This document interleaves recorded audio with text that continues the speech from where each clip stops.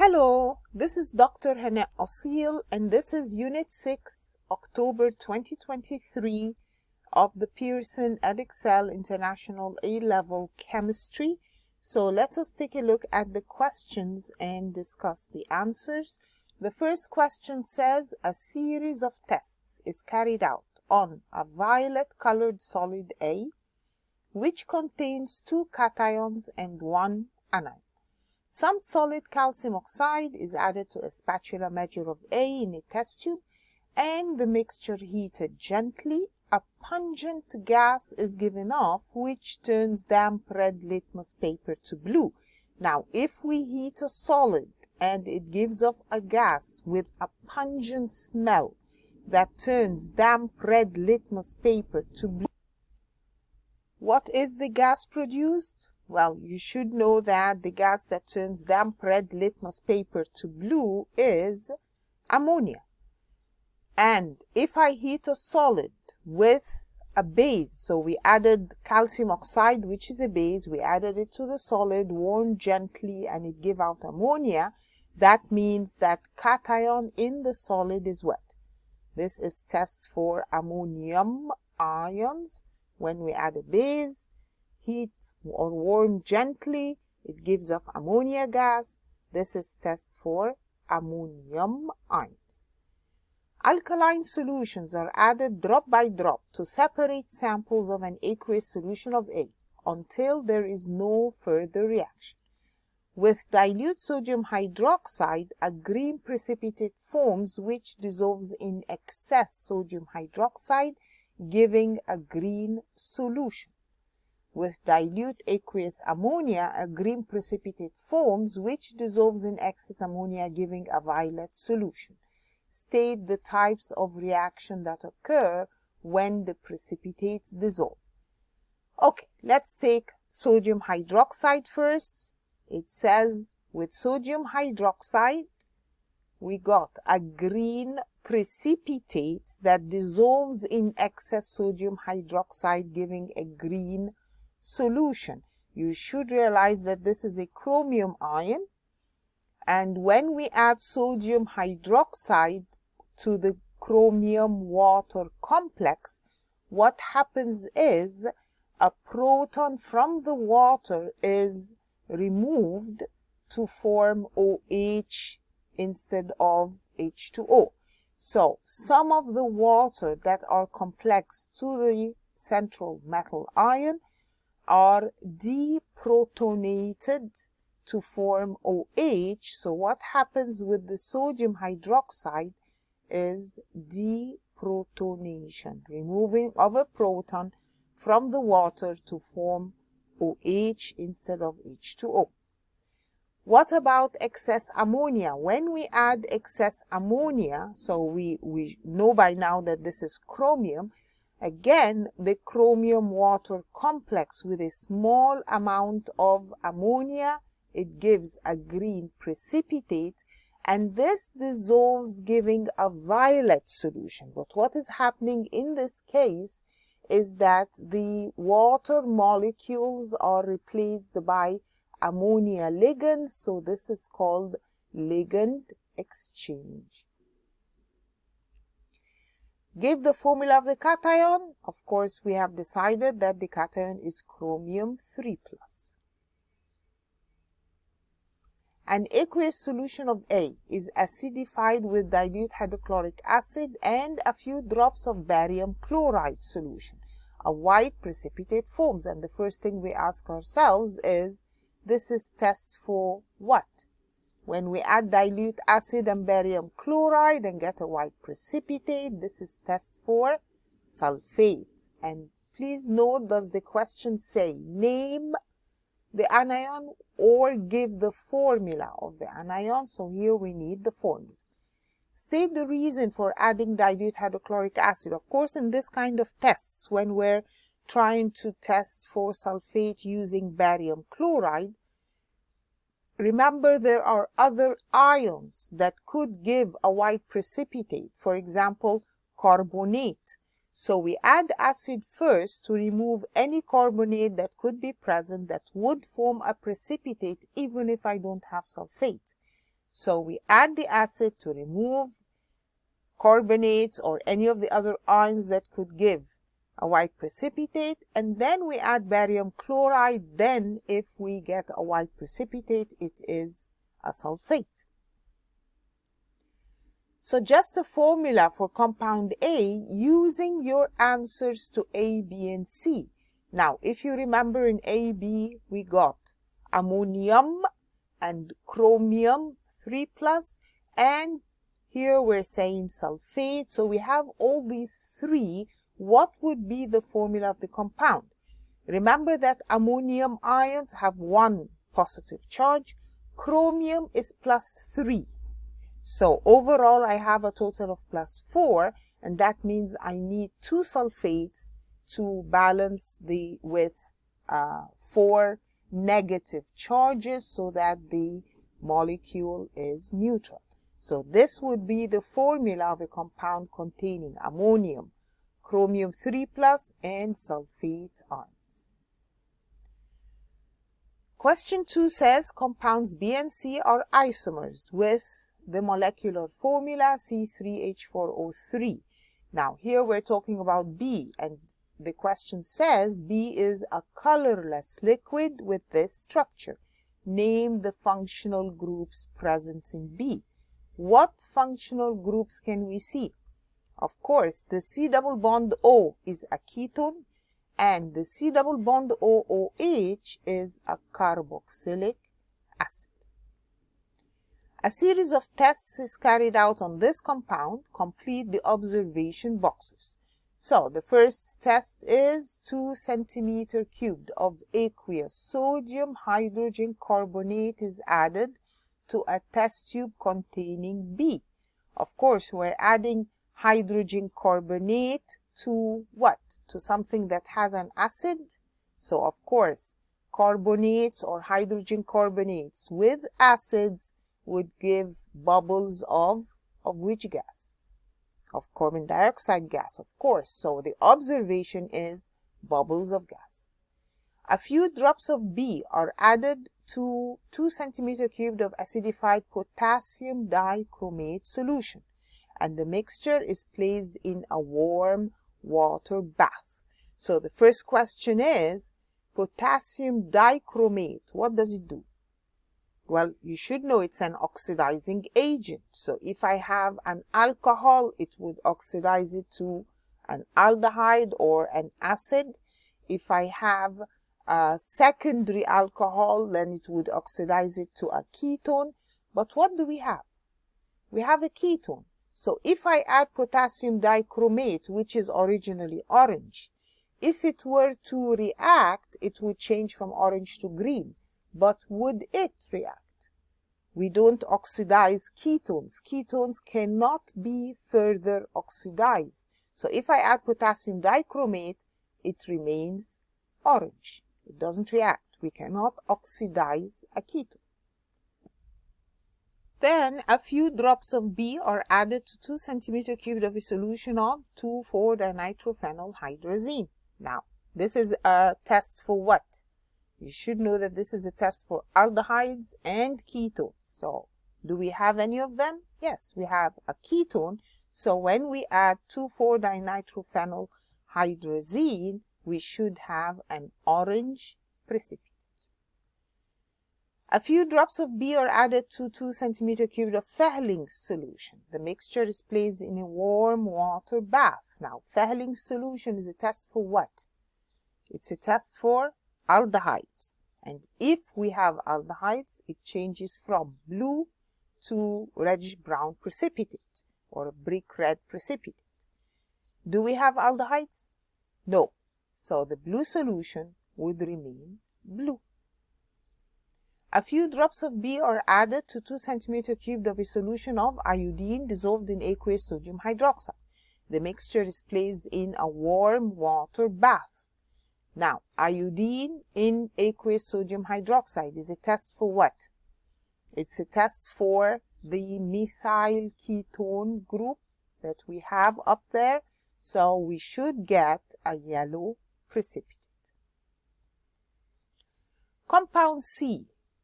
C3H4O3 is also a colorless liquid. C is non-cyclic, does not contain a carbon-carbon double bond. It has a significantly lower boiling temperature than B. So if it has 3 oxygens, that probably tells us that it is an ester.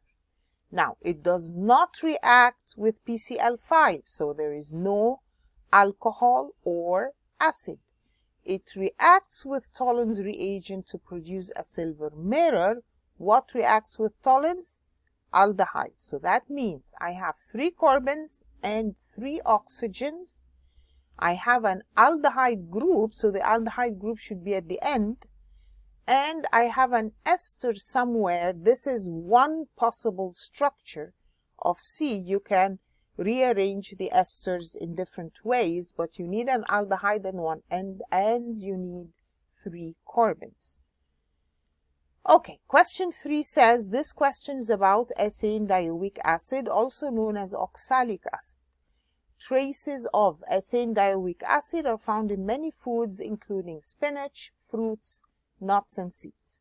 A group of students carried out an experiment to determine the percentage by mass of ethane dioic acid in rhubarb leaves. The first stage of the experiment was extraction of ethane dioic acid. 319 grams of the rhubarb leaves were chopped up and placed into a large beaker of distilled water. The mixture was boiled gently for about 15 minutes and then filtered. The solution was transferred to a volumetric flask and the volume made up to exactly 1,000 centimeter cubed. This solution was labeled R. One student suggested that hexane should be used as the solvent rather than water. Now explain why water is used as a solvent and not hexane. Remember, we're talking about ethane dioic acid, so this is something that has 2 acid groups on the 2 carbons that are in the molecule. So why would water be a better solvent? Remember that ethane dioic acid can form hydrogen bonds with water. It's a polar compound, so it needs a polar solvent, while hexane is non-polar. The second stage of the experiment was the titration of the ethane dioic acid solution R. 25 centimeter cube portion of R. Remember, we were told that it was a solution made up to 1,000 centimeter cube. Now we took 25 centimeter cubed of it, placed in conical flask, titrated with either sodium hydroxide or cerium 4 sulfate. And the equations for each of the reactions are shown. Cerium 4 plus ions have yellow color, cerium 3 plus are colorless. Now for each titration, describe how the endpoint can be detected, stating the color changes in each case. So in one case, we have the acid in the flask and we're going to titrate it with sodium hydroxide.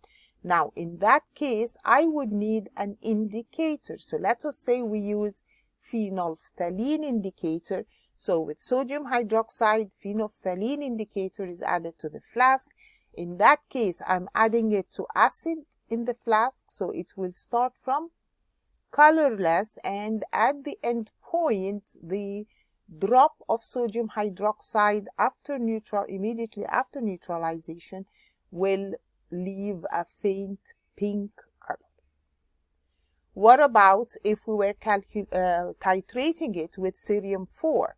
Well, we are told that cerium 4 plus is yellow, so I can titrate it. So in the burette, I would put cerium 4 plus, and in that case, as we add, it becomes colorless because it will react. As we add some more cerium 4, it reacts and becomes colorless, but at the end point, I add a drop of the cerium 4 plus. In that case, it will there will be no reaction. We finished the ethane dioic acid, so it will remain in the flask and show a yellow color. Some of the students decided to titrate 25 centimeter cube portions of R with 0.04 mole per decimeter cubed of aqueous sodium hydroxide, and the mean titer was this. Calculate the percentage by mass of ethane dioic acid in this sample of rhubarb leaves. Okay, so we're going to titrate it with sodium hydroxide. We needed 20.6 centimeter cubed of 0.04, so I can get the number of moles of sodium hydroxide concentration times volume.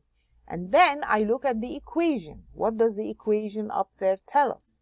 It says that sodium hydroxide, the number of moles of sodium hydroxide is twice that of the oxalic acid. So if I have this number of moles of sodium hydroxide, then the number of moles of R in the 25 centimeter cube that I titrated is actually half of that. Then this is only in the 25, but we got this 25 from a solution made up to 1000. So the total number of moles in the 1000 centimeter cubed would be this number of moles.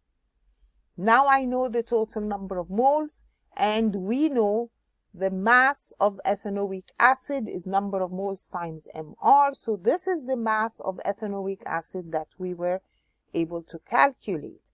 We want percentage by mass. Well, we were told that they used 319 grams of the rhubarb leaves. So that means the percent mass is the mass we got over the 319 times 100, and this comes out to be about 0.465% by mass. Ethane dioic acid is used in many laboratories. It's usually supplied as hydrated salts and dissolved in distilled water to make a solution. A technician makes 500 centimeter cubed of a 0.5 mole per decimeter cubed ethane dioic acid solution by dissolving 31.5 grams of hydrated ethane dioic acid and making the volume up to 500 centimeter cubed. Calculate the value of X in the hydrated salt. Okay, so we're going to use 500 centimeter cubed of 0.5 mole per decimeter cubed, so I can determine the number of moles in that. So number of moles of the acid is this, and please don't forget to divide the 500 centimeter cubed by 1000. It has to be in decimeter cubed. Then this, we're told, is from 31.5 grams. So I can use that to get the molecular mass. So the molecular mass is the mass over the number of moles. So we got that the overall molecular mass is 126. Now, we are told that the molar mass of the oxalic acid alone without the water is 90. And that means 90 plus 18x, 18 of course is the MR of H2O, is the overall is 126. So I can use that to get what is X. So the X would come out to be 2. So that means that the X in the water is 2. This question is about nitration of methyl benzoate. The equation for the reaction is shown. Weigh between 1.9 grams and 2.1 grams of methyl benzoate in a 50 centimeter cubed conical flask. Slowly add 5 centimeter cubed of concentrated sulfuric acid to the methyl benzoate with swirling. Place the flask in an ice water bath to cool. Place 2 centimeter cubed of concentrated nitric acid into a test tube. Cool the nitric acid by immersing the test tube in an ice water bath before slowly adding 2 centimeter cubed of concentrated sulfuric acid. Of course, we know that if we're trying to nitrate a benzene ring, we are using concentrated sulfuric acid and concentrated nitric acid. So, using a teat pipette, add the nitrating mixture very slowly to the conical flask, ensuring the temperature does not exceed 7 degrees Celsius. Allow the flask to stand at room temperature for about 15 minutes. Pour the contents into a beaker containing crushed ice. Impure methyl 3-nitrobenzoate will form. Recrystallize the product using methanol. Weigh the dry crystals and determine their melting temperatures. And the first question says, a bottle of concentrated nitric acid has 2 hazard warning signs. State the 2 hazards. Of course, you're required to know the meaning of all of these hazard symbols. So the ones that were given are corrosive and oxidizing agent.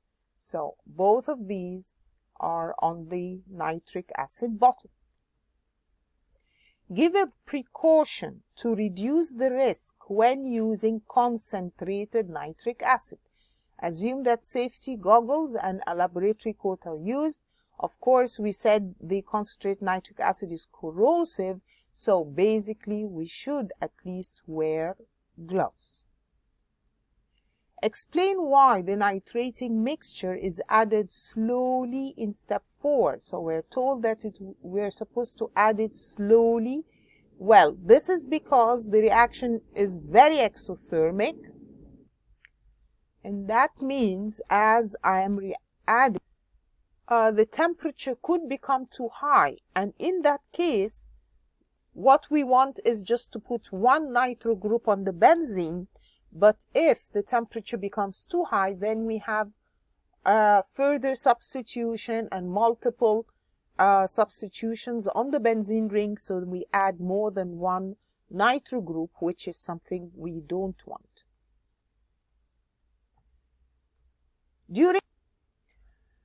During recrystallization, the methyl 3-nitrobenzoate is dissolved in a minimum volume of hot methanol, and the hot mixture filtered. The filtrate is cooled, resulting crystals filtered and rinsed with ice-cold methanol.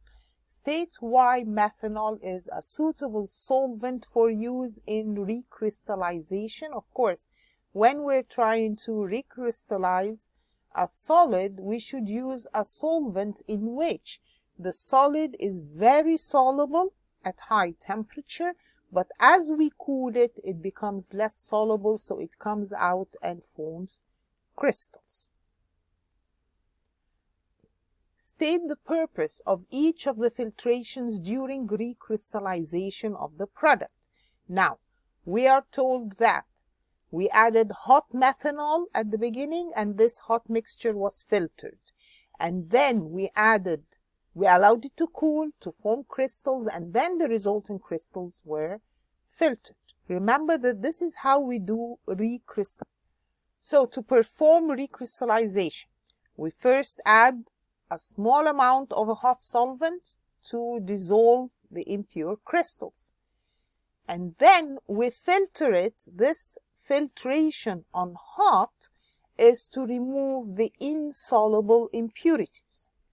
Then we leave it to cool so the crystals form, and then we filter again, and in that case we are trying to remove any soluble impurities that will go down with the filtrate, leaving the crystals as residue or in the filter paper.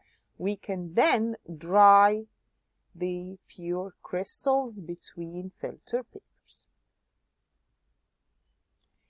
Give the purpose of rinsing the crystals, stating why methanol is ice cold. Of course, this is to remove soluble impurities, and we need the methanol to be ice cold so that we don't dissolve the crystals themselves.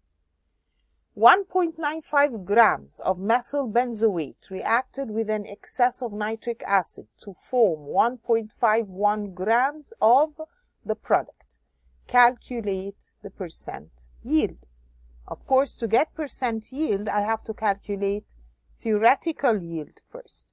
So we have 1.95 grams of the methyl benzoate. That's what we're starting with. We get the number of moles of that, mass over the molecular mass which were given. This gives the number of moles of the methyl benzoate we're starting with. Now, looking at the equation, it shows that 1 mole will give 1 mole, so the number of moles of the product is the same. And that means I can get the theoretical mass that I should get is number of moles times the MR of the product. So what we should get is 2.6 grams. Now, what did they actually get? They got 1.51, so I can calculate the percent yield is the yield obtained over the theoretical mass times 100. This gives a percent yield of 58.1%.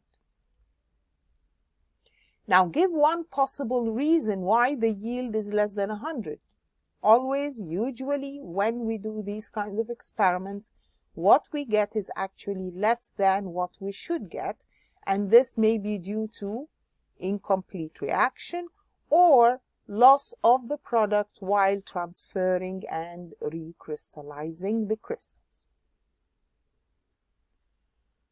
Question 5 says, a group of students carried out a series of experiments to investigate the kinetics of the reaction between hydrogen peroxide and iodide ions in acidic conditions, and were given the equation. Measure 10 centimeter cubed of sodium thiosulfate, and we added starch and water into a conical flask, and then in another flask we put 5 centimeter cubed of potassium iodide, dilute sulfuric acid, and add these to the flask from step 1.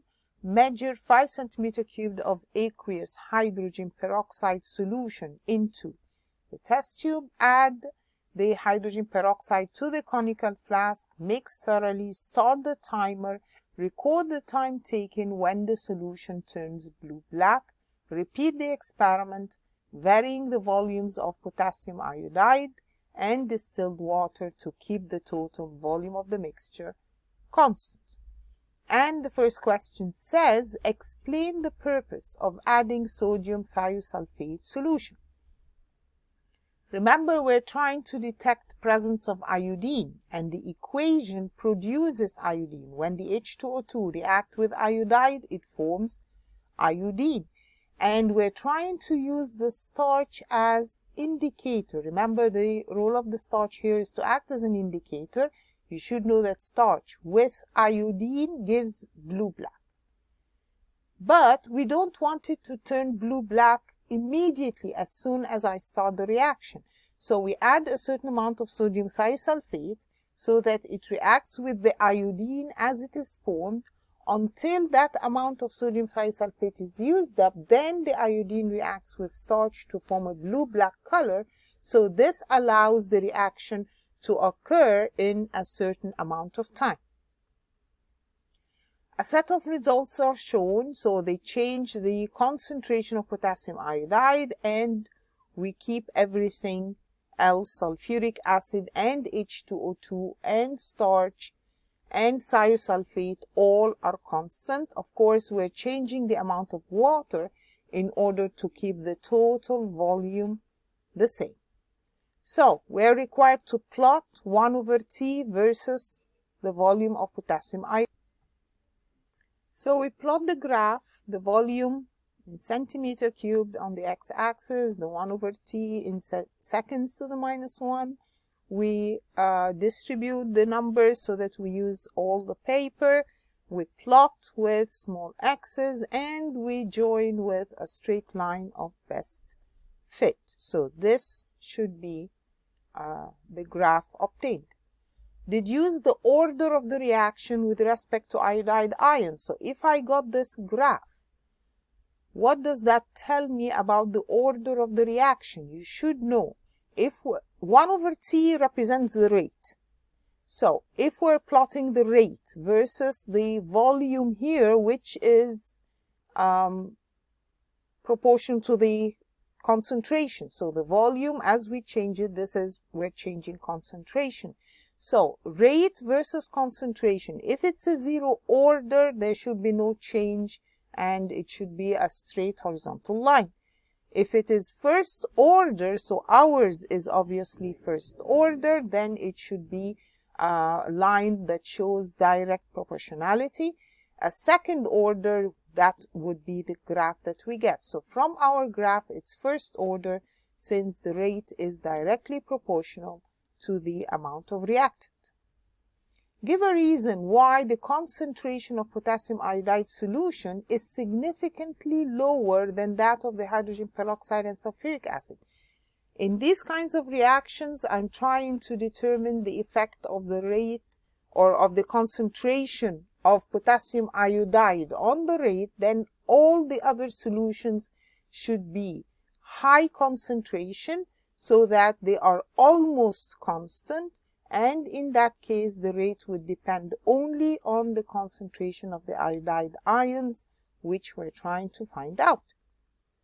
And that was the last question in the paper. I hope this was clear and useful to you. Please share the video, and thank you.